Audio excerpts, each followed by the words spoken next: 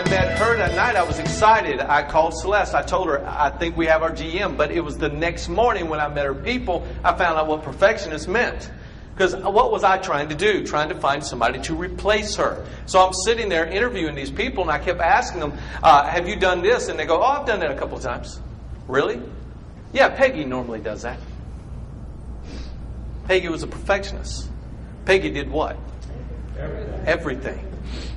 So if I'd have took her out of my number one office, what would have happened to my number one office? Would have went down immediately. Does that make sense? Everybody got that? Now on the plane flying up to Birmingham, I'm sitting there distraught saying, you know what? If Jim's like this, I'm going to have to hire somebody from outside the company. But when I got there, I interviewed Jim that night, couldn't tell the difference, but when I met his people, I found out something about Jim. Jim knew how to delegate. He knew how to develop his people.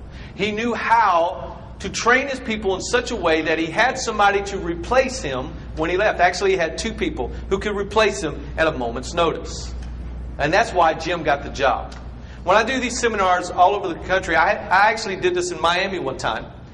And I had a guy at this juncture of the seminar raise his hand. He said, Jeff, I just want to let everyone know in here that I just got passed over for a VP slot because I didn't have anyone to replace me. And they told me I had a problem delegating. I didn't know how to delegate.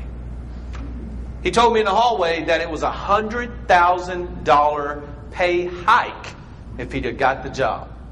And they told him, we really want you to have the job, but you can't have it.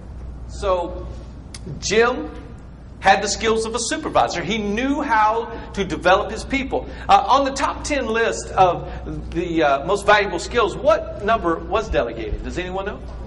Number 3. It was up above motivation. You know why? According to national figures, it takes, on average, 150% of someone's salary to train them to be a good employee. That means if you have someone who makes $100,000 a year, it's going to cost $150,000 to train that person to be a good employee. Guess whose hands they put that investment in? Yours.